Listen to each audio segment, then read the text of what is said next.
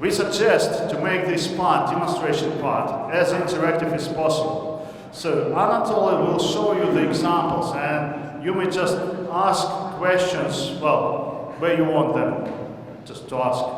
Don't wait until the end of presentation. So just try to make it interactive, okay? Thanks. Thank you, Timothy.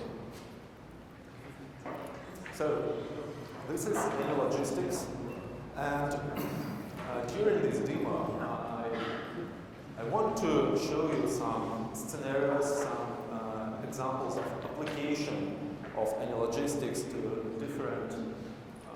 address different problems. That is the tool itself. So on the left it has project tree, which consists of scenarios and set of experiments you can perform on these scenarios. So the first one I would like to show you is Greenfield analysis. What is it about?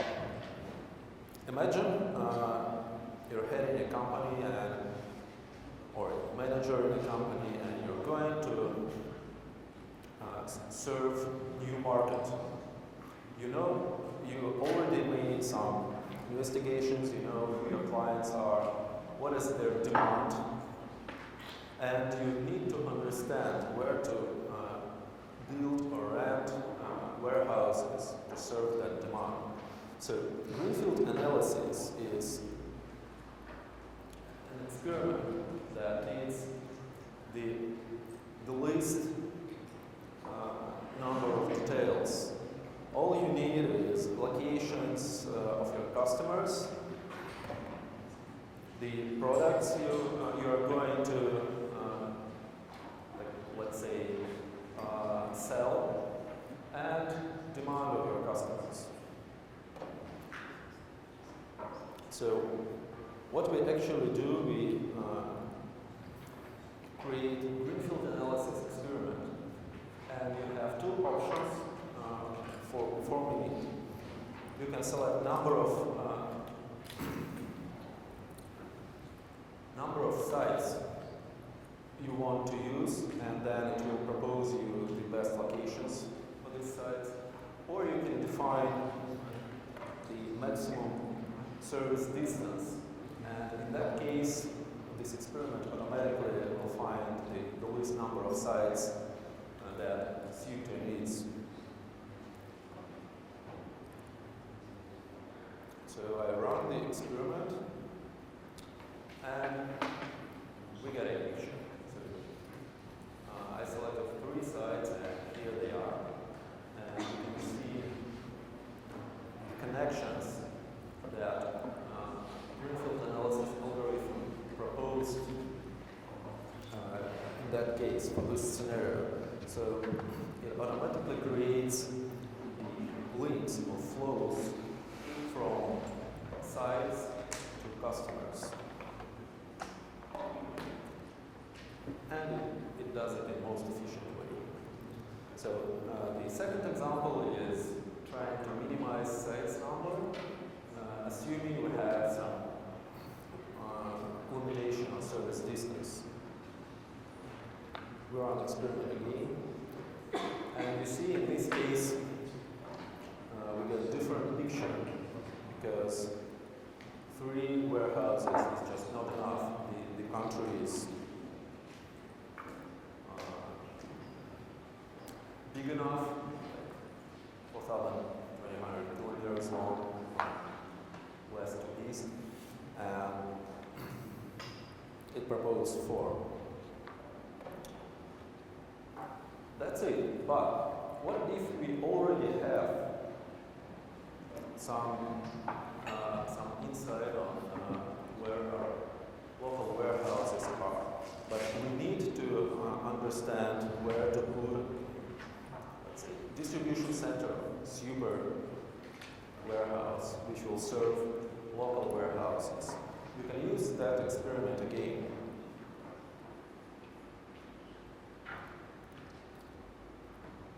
I convert the result to a scenario. So we've got it here in the scenarios. instead of serving all customers, I will select another group of objects, which is all sites. So now we are looking for a facility that will serve facilities from that group. I have to switch to generic software. And we need just one distribution center. So we had 3 of them, and now we see the 4th one here on the map that is linked or connected to 3 existing warehouses. Any questions on that part?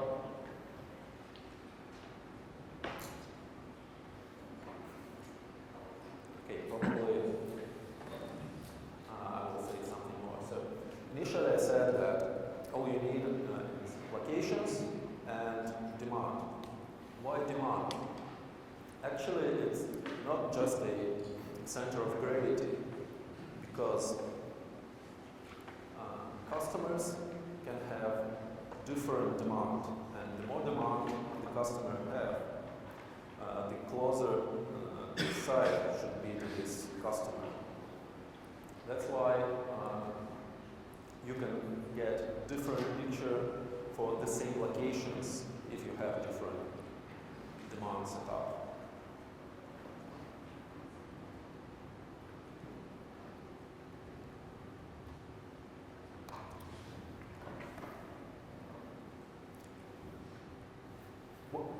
How we actually, well, when you build a supply chain from scratch, you use Greenfield analysis as a first insight.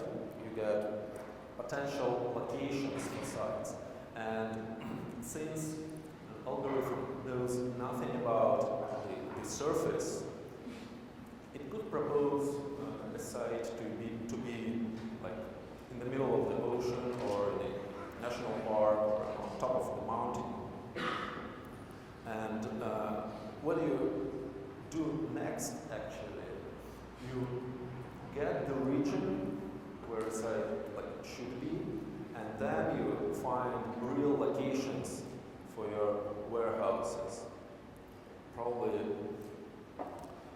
analysts can find different existing facilities or check whether it's possible to build a new one.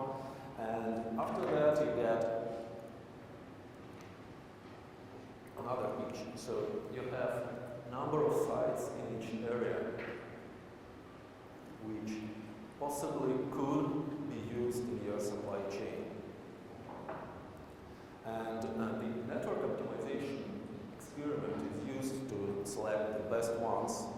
So in this case, we already, since these are real facilities, we can add real costs, real parameters of these facilities, because it might be that some facility is more expensive than the other one, or processing costs are different, probably throughput is limited, and so on. So these facilities have much more information compared to Greenfield analysis.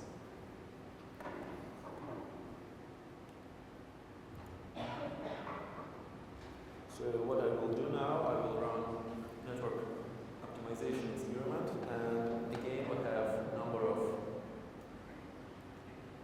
parameters for this experiment. You can specify which number of sites you want to get. Actually, you can put 1 and total number of sites here, and you will get the best picture. Or if you have some specific requirements, you can specify that. Well, okay, I need from 3 to 5 warehouses in this region. You can also specify how many of solutions you want to find, and we just run the experiment.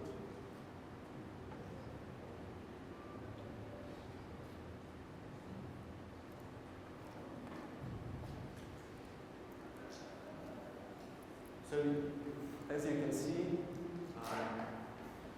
it left just one facility in each region, and the solution is based on actually profit of the supply chain, which is like all the revenue minus total costs associated with serving specified demand. As I said before, it can also have not only costs, but different constraints. So if I switch back to network optimization scenario, there are tables that are used in this experiment. And for example, for storages, for warehouses, you can set constraints on minimum stock or maximum stock, and for flows, constraints on throughput, and penalties that will be applied if the optimizer violates these constraints. So these are soft requirements, so you can understand which constraints are really violated.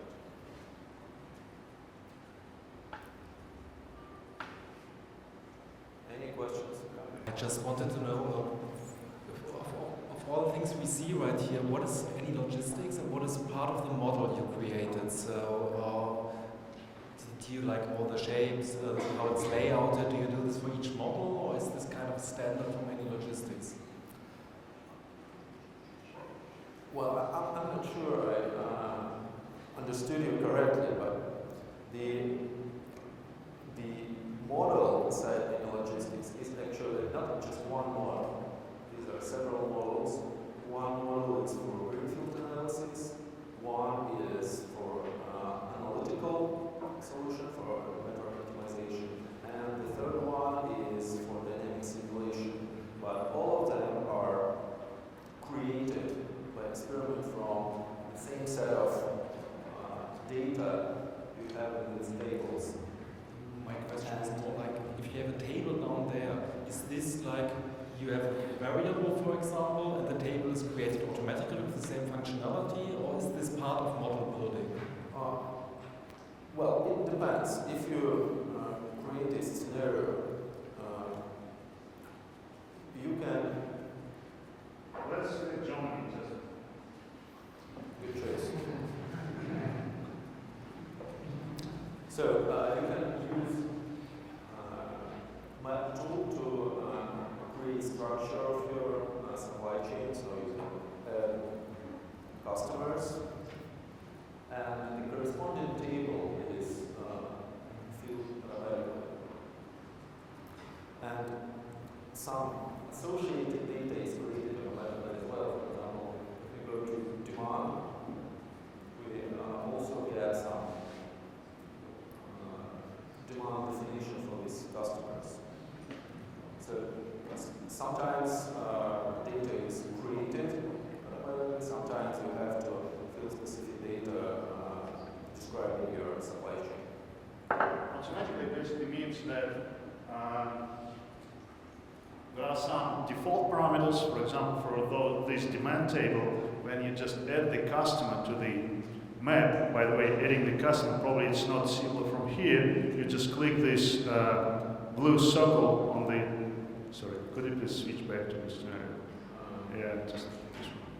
You just click on this blue circle on the top left. So, and then just click on the map, adding the customers. Then, when you just add the customers, they're just adding to the table too. And the default demand entry is created automatically, but sorry, then you will have to adjust that. Yeah.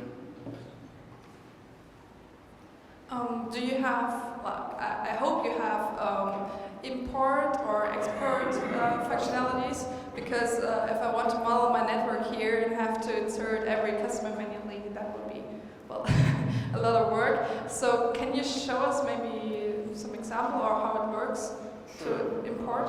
Well, of course, there are a number of different possibilities. I will show you just one of them. Like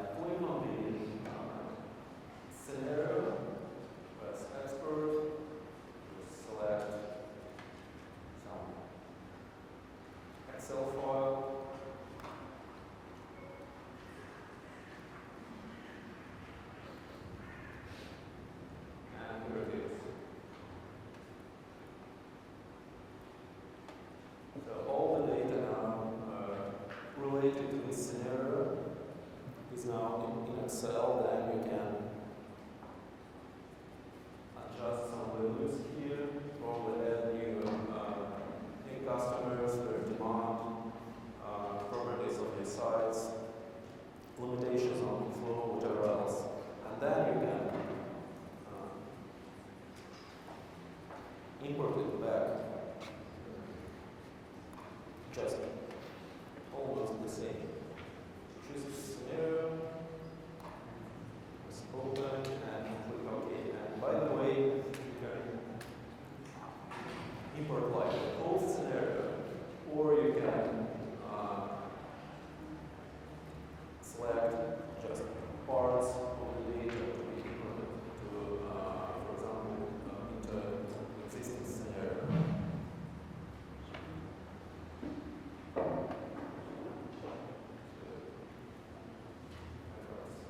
And here it is. Import the example.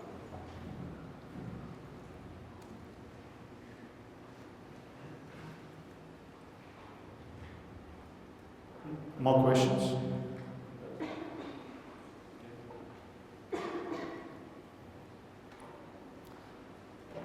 All the data is actually stored in a database, and we have a lot of different databases supported.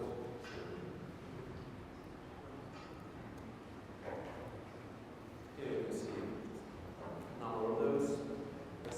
Microsoft SQL Server, Oracle, HTTP, Postgres, MySQL, and SQL.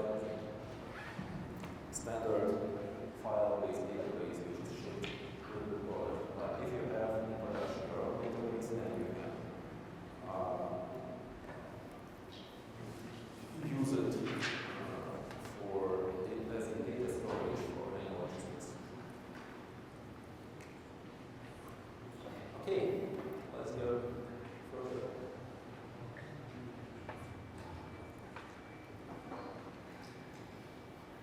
So,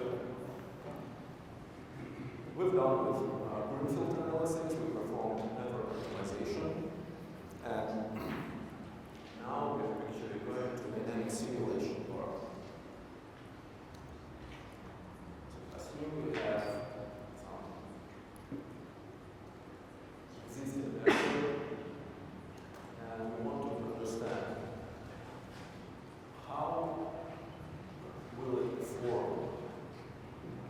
And I could just run simulation experiment. We had statistics we're interested in, like some KPIs, and you see we have lots of built-in statistics here.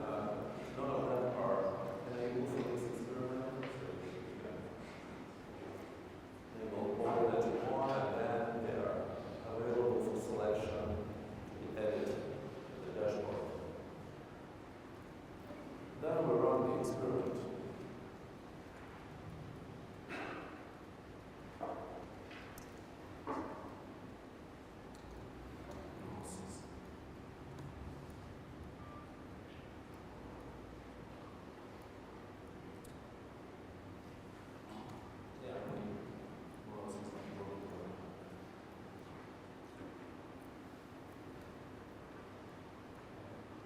Okay, so now we see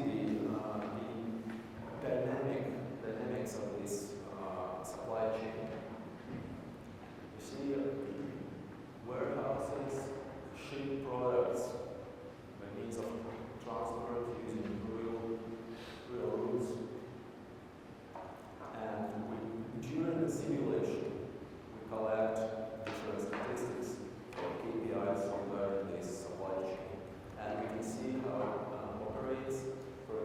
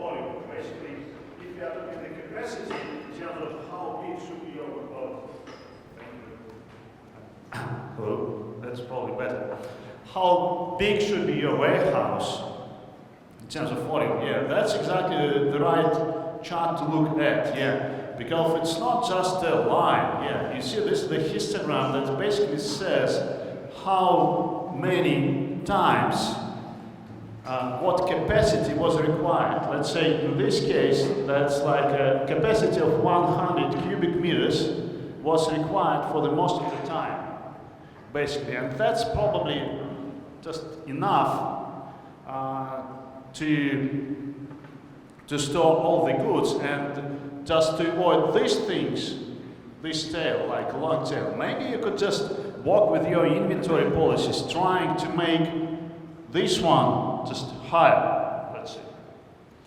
So, just... So, thank you, Timothy. If we compare that, you see, most of the time we have 100 or 200 units in our warehouse, but if we look at maximum capacity chart, we see it's pretty large. So looking only at this chart, we might make a broad decision that, for example, for some particular warehouse, we need 1,000 cubic meters space. But actually, looking on a histogram, it might be taking into account the histogram. It might be better just to avoid that tail, right? Trying to just cut it using better inventory policies.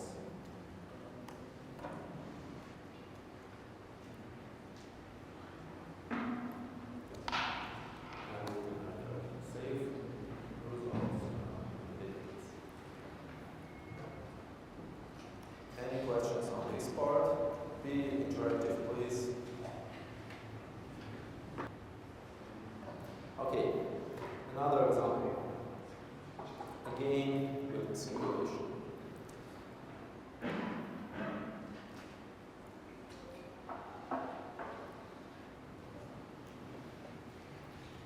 Here we have a supply chain, and if we go to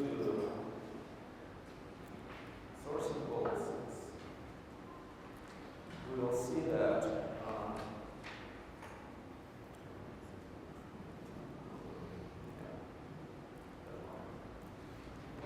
so actually how it works, supplier supplies products to a port, and then, as we see here, port supplies 4 distribution centers, and then each distribution center ships products to customers. You might have an idea, what if we serve these customers directly from port? This, the travel distance and the transportation costs obviously should be lower, right? Why shouldn't we send products here and then send them back? Kind of obvious thought, right? But if we test these two strategies, we create another scenario where some of the customers are served directly from the port. We can compare the results. So I will run the experiment.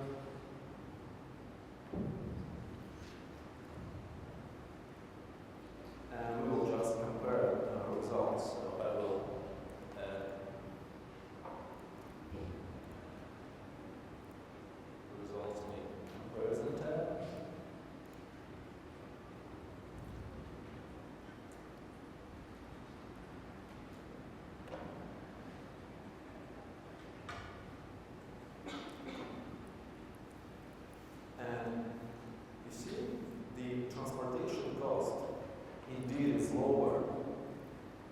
which is what we expected. But if we look at revenue, the revenue is lower. Why that could be? Actually, it's because of the transportation policies. Let's switch back to this scenario.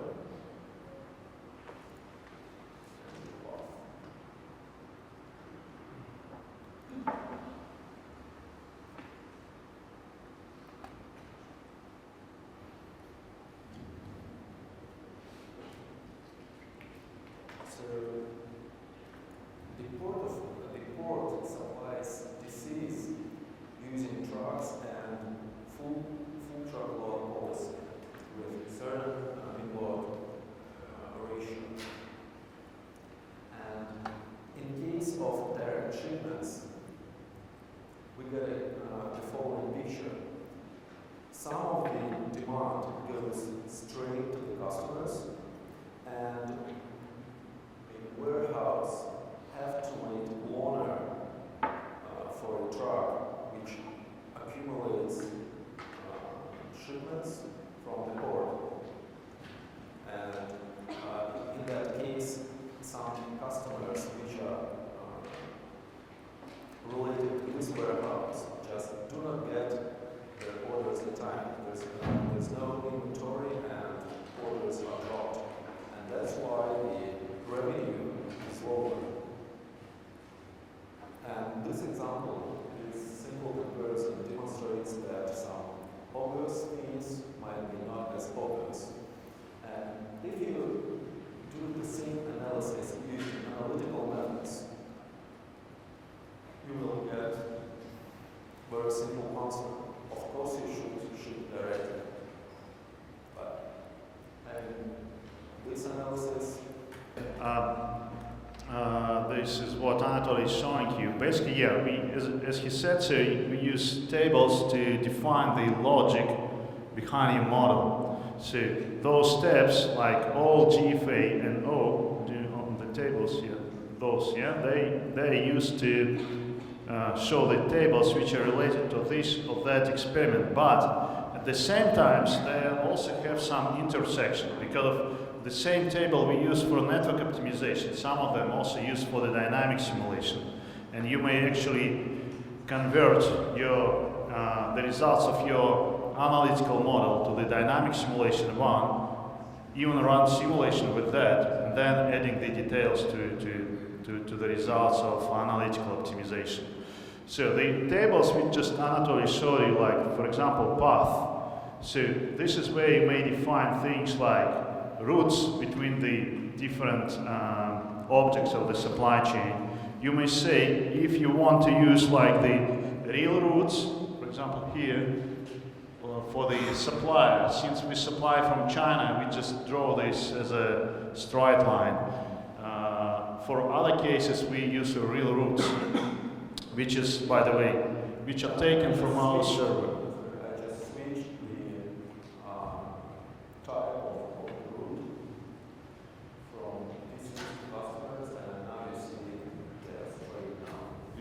How they look like. So basically all the information, GIS information, it's taken from our server in the internet, as well as styles, I mean the map, and routes too. So the map is updated regularly, so yeah, you can be sure that the routes are there, they're real. That's not something that was about 100 years ago. No, it's a bit, yeah, it's a bit more realistic, let's say. So also, yeah, there are obviously tables which are related only to network optimization, like for example linear floor constraints, and it's quite easy to understand just by the name of the table. So yeah, that's just some general comments I read. So as to experiments, you see there is this experiment tab. So on the experiments, so you may create different type of experiments here. So each experiment may have the results, like results of statistics. So result, this is for network optimization, because this is just actually one number is the result for network optimization or GFA, and for the dynamic simulation modeling, it's called statistics, because well, statistics, this is something in time which was collected. So, yeah, that's probably all the comments I would like to make right now. Yeah. Thank you. I would like to ask in which step, when you build your model, you define data like number of tracks, capacity of track, maximum velocity in a road network, because you have different velocities in highways and cities. It's a huge amount of data. Indeed, it is. We have specific tables that suit this needs. So we define vehicle types here, capacity of vehicles and their speed.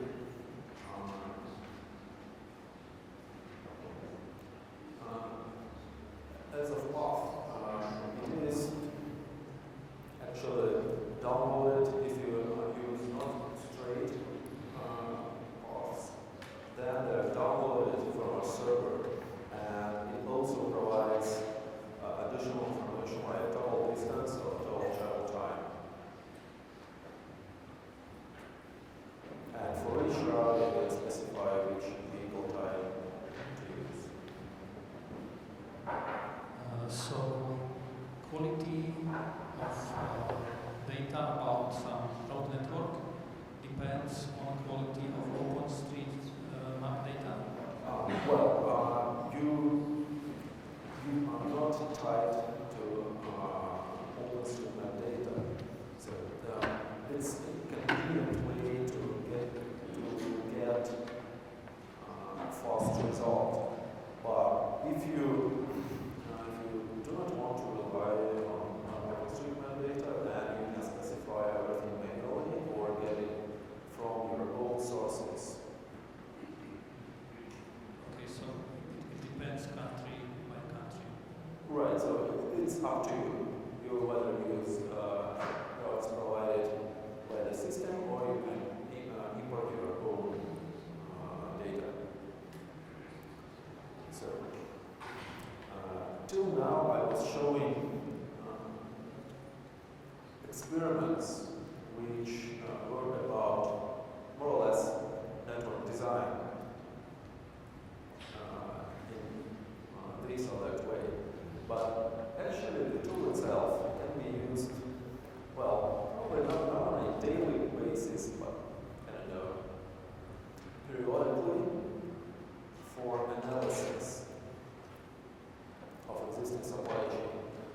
So what I'm going to show now is an experiment for budgeting.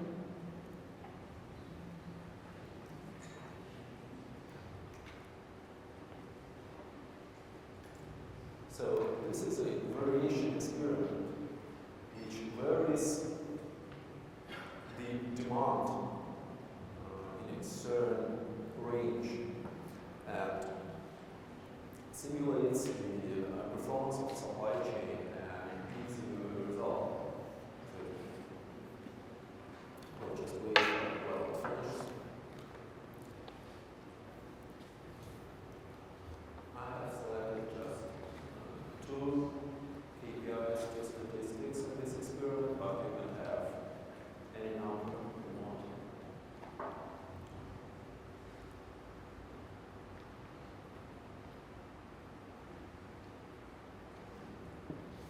And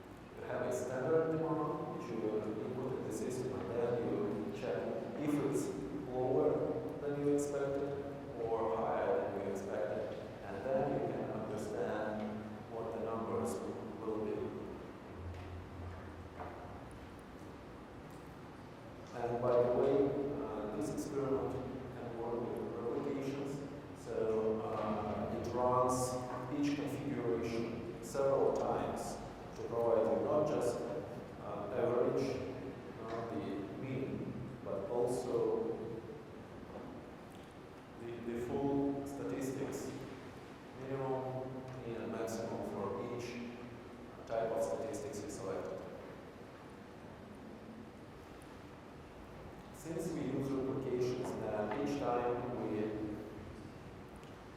simulate a scenario, we get different result if we have some statistics in our system. For example, variable travel time or variable demand. And actually, that experiment is can be used as kind of Monte Carlo experiment. And you can analyze the risks you have, not just one number, but the distribution of parameters of your supply chain.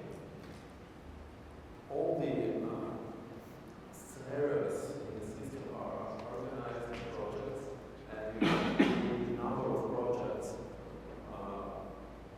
specific for the scenarios you have, not to mix everything all together. So I will switch to different scenario and different project. And each project actually is a separate database. So now I switch to the scenario I want to show you. And in this scenario, we have two warehouses, factory and supply.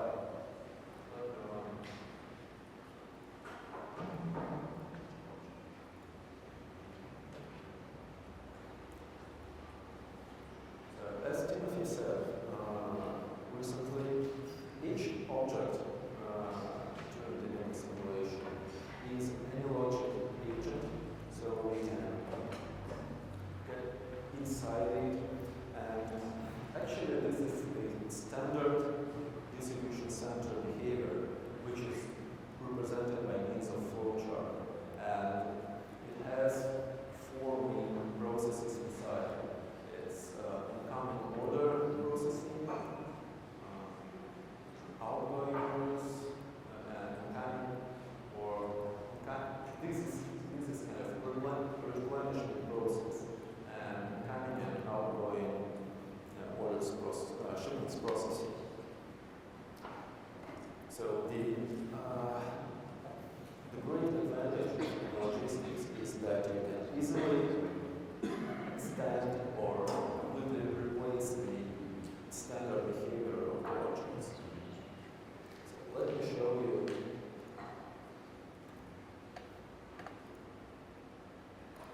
another distribution center. So in this particular scenario, one of the distribution centers is an extended one, which was extended by AnyLogic.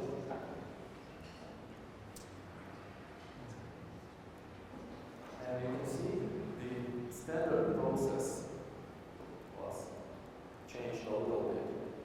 Not so much changes, but actually what we added here, we added additional resources needed to unload and load trucks arriving to this distribution center. And the same we did for the factory. And this factory also needs some additional parameters. So standard one has kind of separate production line for each product. So they don't intersect with each other in terms of resources. But in this factory, we added lines as the resources so that they can be shared between different production processes. And actually, number of lines and the sequence of operations can vary from scenario to scenario. And this additional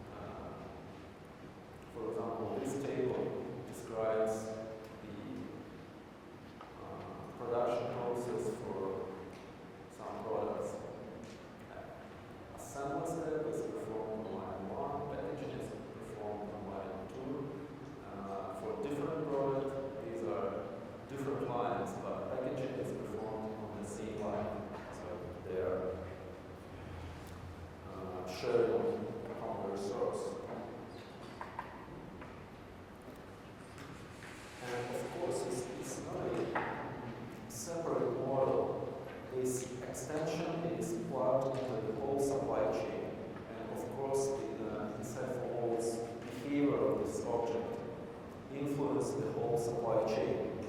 So let me demonstrate that. I will manually decrease number of available lines of type 2.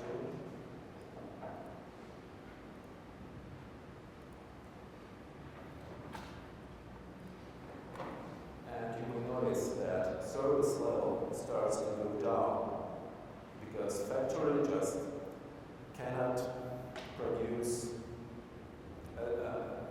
as much products, as many products as it was produced, just because number of resources increased. And if we change number of resources back,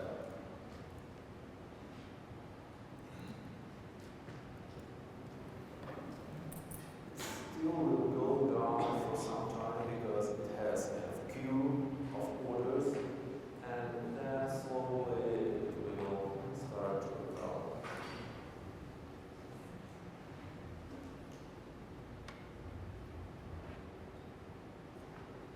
As we said before, almost any kind of object can be extended. So yeah, you see it starts to recover. We can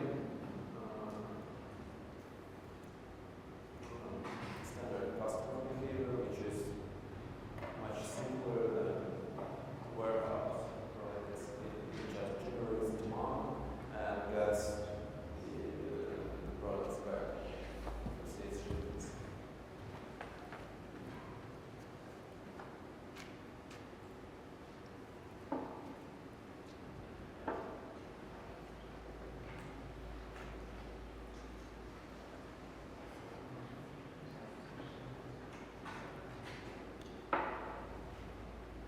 Comparison experiment. It is very useful if you want to compare two different scenarios. Remember, the last time I just ran two simulation experiments and compared the results. But we also have like an automatic comparison experiment. You select the scenarios you want to compare, define the statistics, and run this experiment. So runs each scenario from the list of defined ones, and then you get the results compared on the same charts. Here I'm comparing two scenarios with different number of resources on a factory. And as you can see, the one performs much better than the other one. This is the service level chart. Question? I just wonder where you define the randomness of the input variables, kind of the distribution of the input variable and the outcome as well. Yeah, so if we talk about randomness, almost any number or any parameter can be specified either as a value or as a distribution. Okay, that means that I need to calculate the distribution myself, or I can, by getting a data from a database, it fed distribution automatically. Currently, we do not recreate the distribution in the product, so we rely on third-party tools like StatFeed that can take the samples and generate the distribution. Yeah. And this is done by extracting data from database. StatFit do that itself. I don't need to run it myself, StatFit, and input the data myself. You have to. So I have to. Yeah, we're not integrating with it, but we support the outputs of the StatFeed. So we support the distributions that could recommend which might choose And what about the outcome, the randomness of the outcome? Number of replications, and is it like there is any tool like optimize these parameters that help me to reduce the randomness of the outcome? Well, again, there could be like several answers on that question. We could talk about replications, where you just specify number of replications manually. Because you can have too many parameters. There is a technique to automatically identify the number of replications you need, right? But actually, if you have lots of KPIs, you do not actually know whether they will perform like the same way. So for some of them, if you choose just one of them to be like indicator for automatic number of replications, then maybe not enough.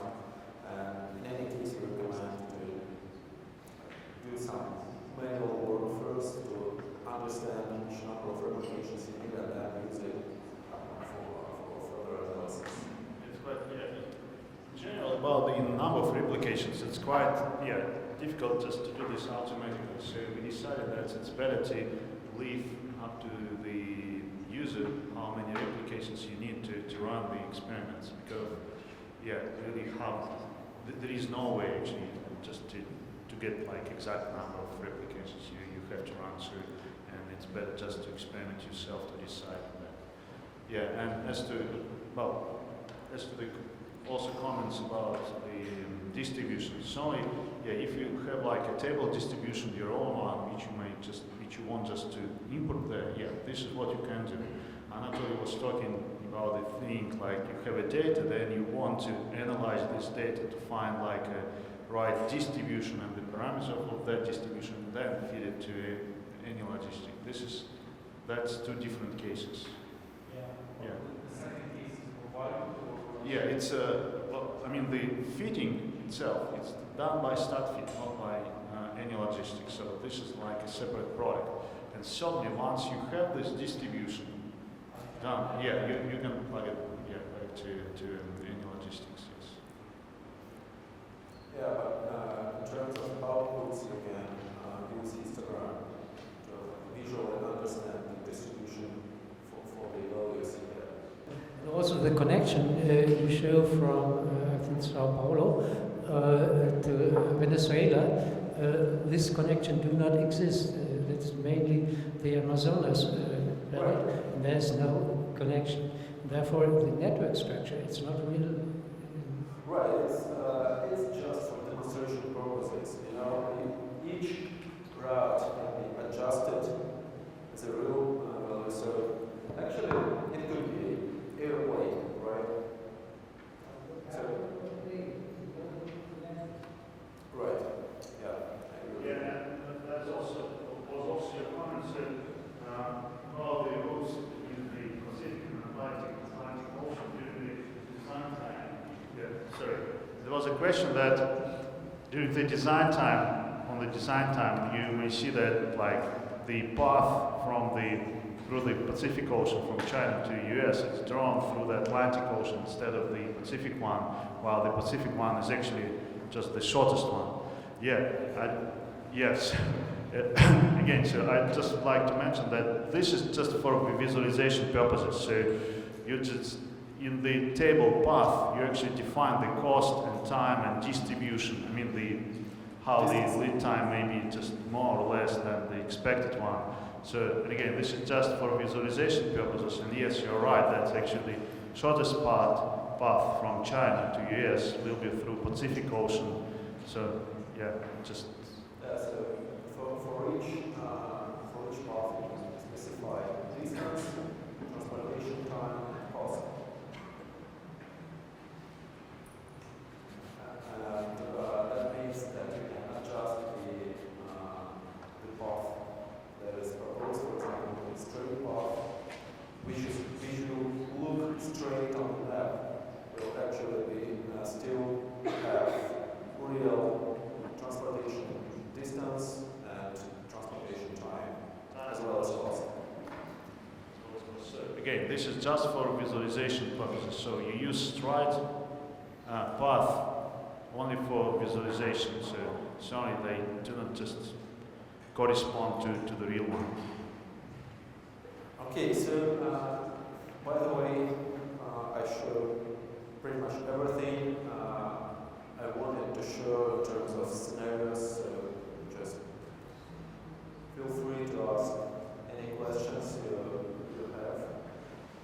Yeah, actually Anatoly was doing this demonstration almost during 1 hour. So, and sorry, we may continue showing you other examples, but probably would like to get some input from you, what you would like probably to see, or maybe you already have questions and you pretty much understand anyLogistics functionality. So, yeah, please, questions are welcome.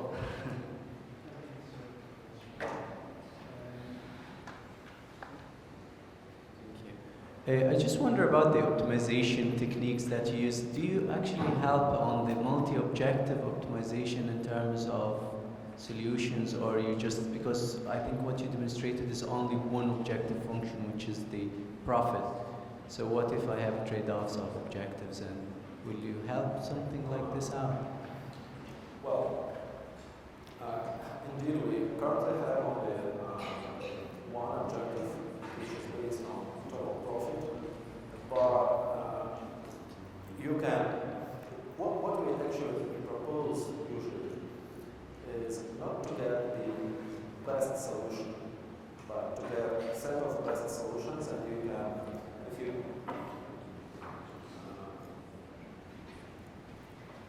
go to network optimization, you have two options. You can either have just some number of best solutions that optimizer is able to find, or it will find number of solutions for each number of sites. For example, if you have just one site, then 10 solutions, 10 best solutions of one site.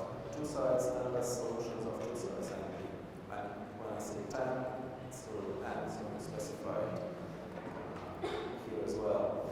And then you can convert these results to scenarios, and then run simulation or dynamic modeling, and then get results and KPIs that you're interested in, and you can compare and choose the best one that suits your own requirements, not only based on profit, but on something else like service level or total travel distance, or utilization of facilities. Yeah, so basically, if just making this short, so in analytical model, we have only one objective profit. So, and just no way actually with this analytical modeling to take anything else into account, because anything else is related to time. And in analytical modeling, you just can't take this into account. So that's why you're just getting like this set of the best, possibly best solutions. And then you may do like, you may just simulate them. You may simulate all of them if there are not too many possible solutions, or run a kind of simulation-based optimization with those scenarios if you have just too many of them to just try each. So, and in simulation, again, the idea is that you may just choose any statistics, add to your criteria to analyze that. That's the idea. Yeah. More questions? Sorry. Thank you. You've already shown that you can edit your customers and factories and anything, but can you also save that, like create new standard customers and standard factories and save them in, let's say, own libraries you can use in multiple projects or something? Oh, sure. So, actually, each extension is performed in AnyLogic. So, for example, here is the factory model, or model of factory, which was used in the example with these production lines.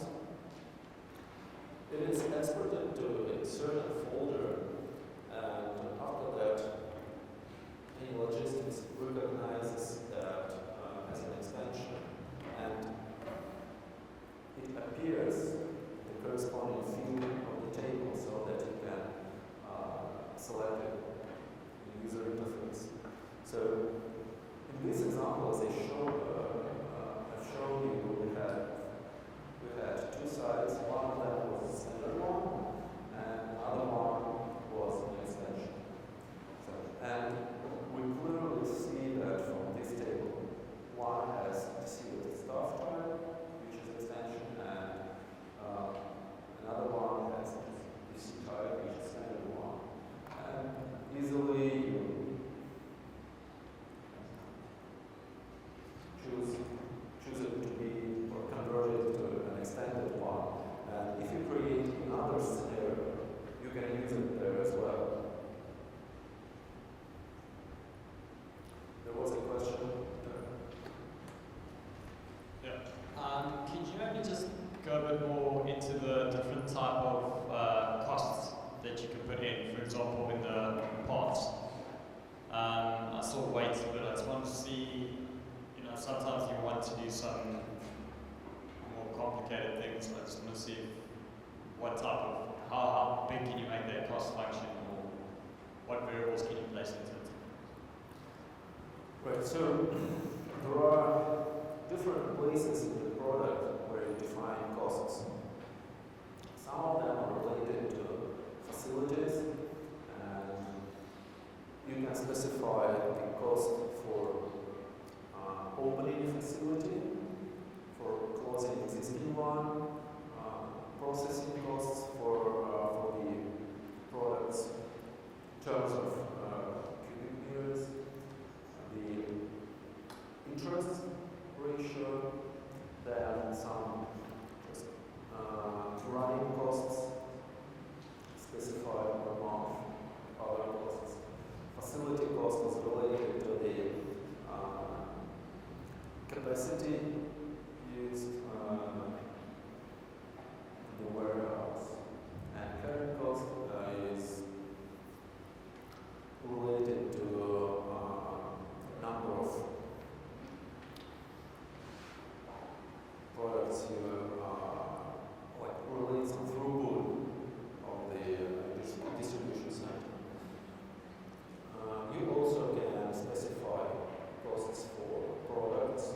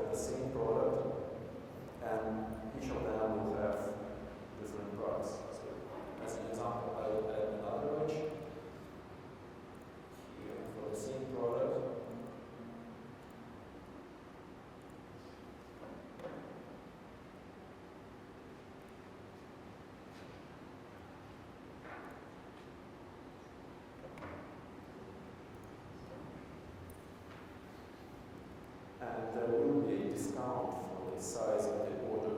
If you order large batch, it costs us less.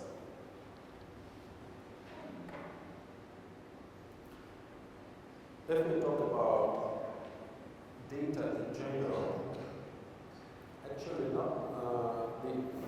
these costs are not the only ones that you can add, because having extensions, you can add your own types of costs associated with some processes that you introduce in the custom object. And of course you can gather statistics, you can add your own statistics, which will be shown in anyLogistics as well.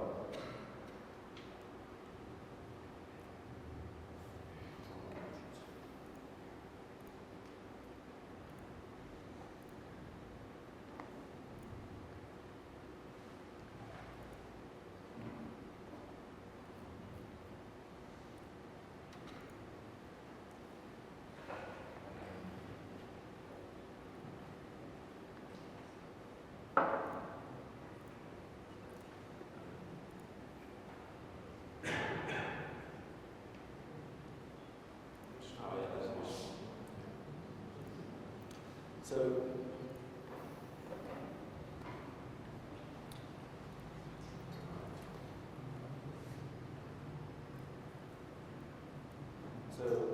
on this chart, you see staff utilization for our extended object. So that is not a standard statistics that you have for all of the distribution centers, because the standard one doesn't have staff. We introduced that in our extension, and we also define statistics to be collected during simulation, and then it's propagated to the anyLogistics level, and you can see it and compare with other statistics. And the same can be applied for costs, so you can introduce your own types of costs.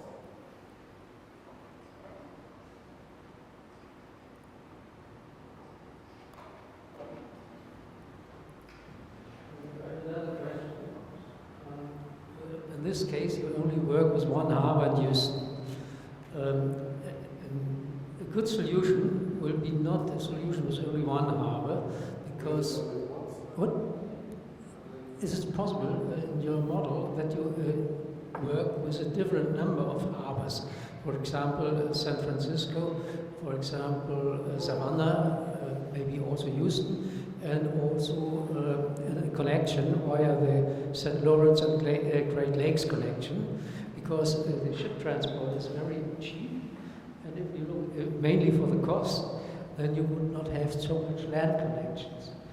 It will be better to split the volume to a greater number of harbor, and then you get a more better solution. Maybe you need not the central distribution center. Sure. Can work with 3 or 4 regional centers, and then we have a complete other solution. Absolutely. We do not say here that these are the best solutions found. We just created these examples manually for demonstration purposes. But indeed,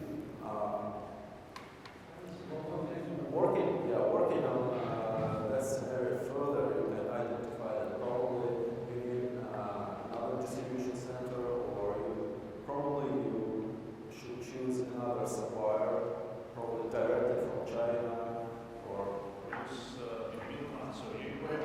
you were mostly talking about transportation, right? Like you could just deliver several orders to different locations, as I understand it, right? Yeah.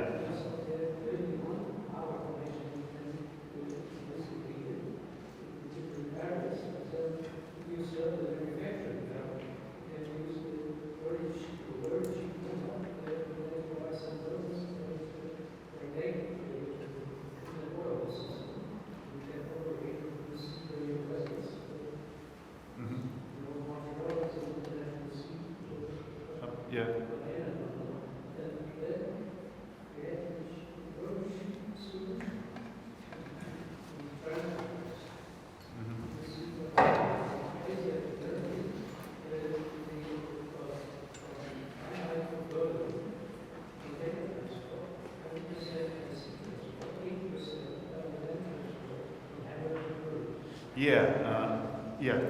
Thank you for the question. So basically, in AnyLogistics, first you may define different paths from the same locations. So like one, let's say, it can be a vessel. Another one, let's say, can be a railroad. One is cheaper but longer. Another one faster but more expensive. Also, what you can do, you can find like a milk runs not only within, like, let's say, city, but also milk runs if you just deliver the same goods to different points. Like, again, with a vessel or anything else, doesn't matter. This is what you definitely can add there, just to describe this logic. You may just show it. We talked about runs that Timothy mentioned.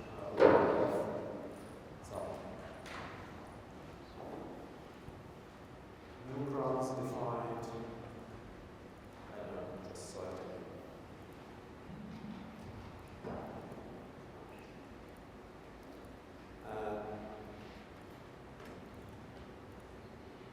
In this case, we will not ship directly to each customer, but there are kind of groups of the truck aggregates orders for these customers and serves them one by one, which sometimes obviously makes sense. And of course, the structure of supply chain is hierarchical, so you can have any number of layers or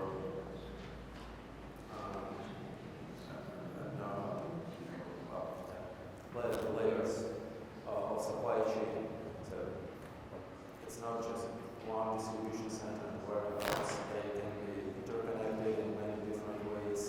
So one serves one product, another one serves another product, and probably at the same time provides raw material to the factory that then ships goods to the third one. So it might be as complex as you can imagine.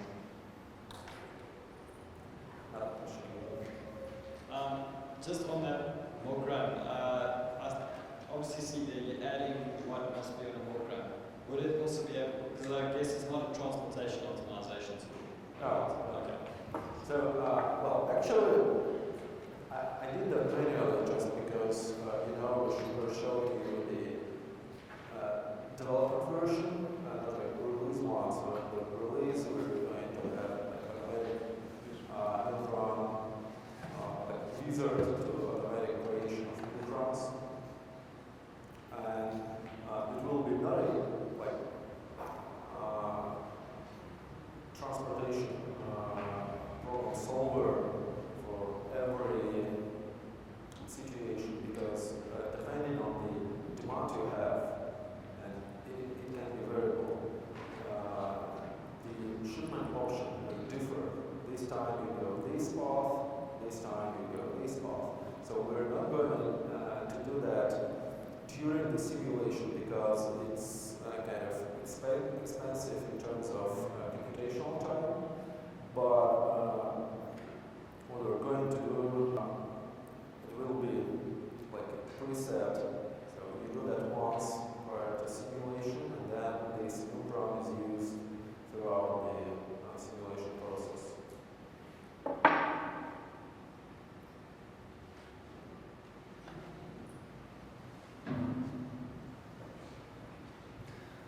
Up to now, we saw some cases of extended logic for existing facilities. Is it also possible to create new facilities, like for example, maintenance facilities for the vehicles, add some logic to vehicles, how they break down, what maintenance plans they have, and then send them to the maintenance facilities, or is this not included in the standard package?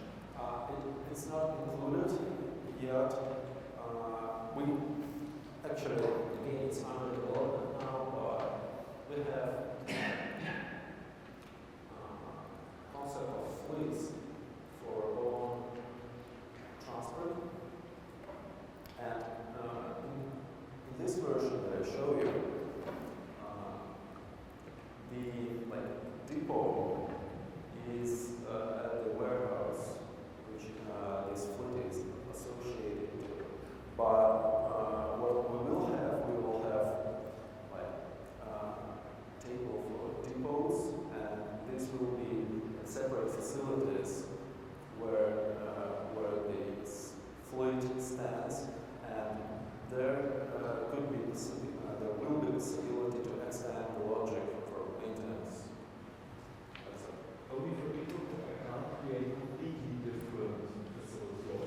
Yeah, so at the moment it's not, well, it's not in the concept. So we just were considering that like the supply chain has that kind of standard object and they can be extended.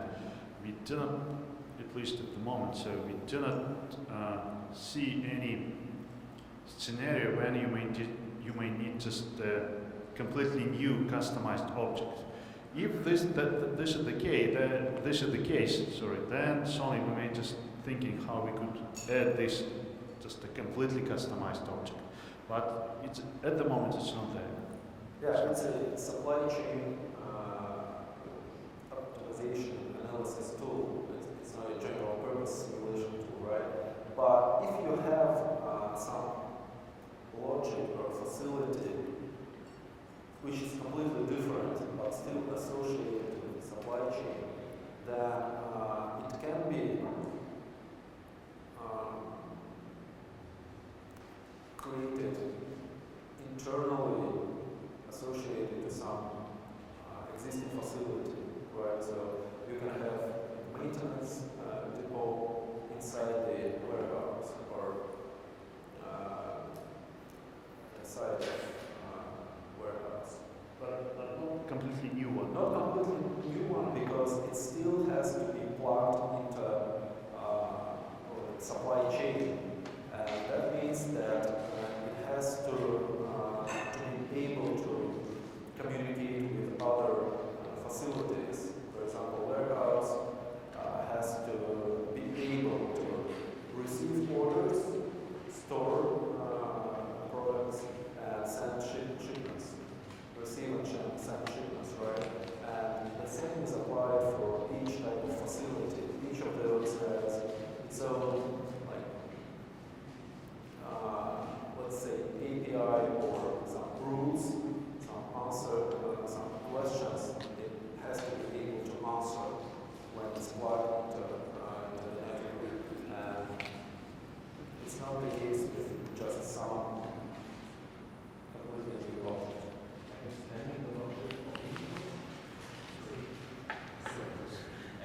The other part of the question, extending the logic of vehicles, is it also possible, or are they just standard objects? Yes, it is possible. As well as all the policies, how they communicate to each other, like the sourcing, inventory, well, transportation, and vehicle is a part of that. More questions? So yeah, I was mostly talking about extending objects, but actually you can also extend some logic. For example, if we talk about costs, these are some cost calculators, and they also can be extended using AnyLogic. For example, you can create a calculator that applies some cost only in certain distance. So you can define like a step function based on weight or volume or probably distance, and so on. The same for sourcing policies. You can have your own type of policy, sourcing policy or inventory policy, and so on.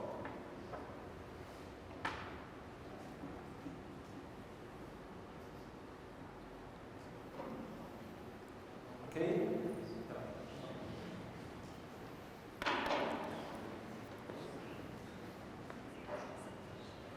It's on the simulation part.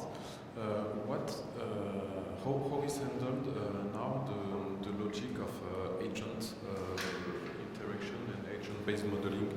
I mean, if we want to have delivery centers interacting between each other, like on agent-based modeling, is it something that is still possible, or? Well, each object in the supply chain is an agent, and they communicate with each other. Let's name it some protocol, right? Clients send orders for some product.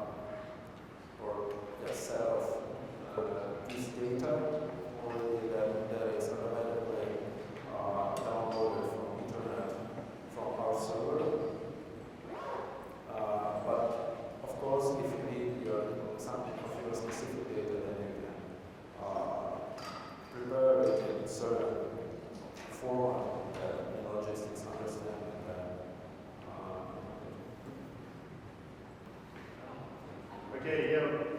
Thank you very much for coming to. Thank you very much for coming to our seminar. So I hope you were enjoying this presentation today, and the product we're just trying to develop. So again, so I think this is like a perfect product for the supply chain design. Again, because of this mix between dynamic and analytical modeling. So we are very interested actually in your feedback. So if you have any questions, ideas, whatever, please feel free to contact us. So we have all the contact information on the website, as well as Dmitry can provide it to you. And also I would like to thank you, Dmitry, for organizing this event for us, and Alexander. So thank you very much.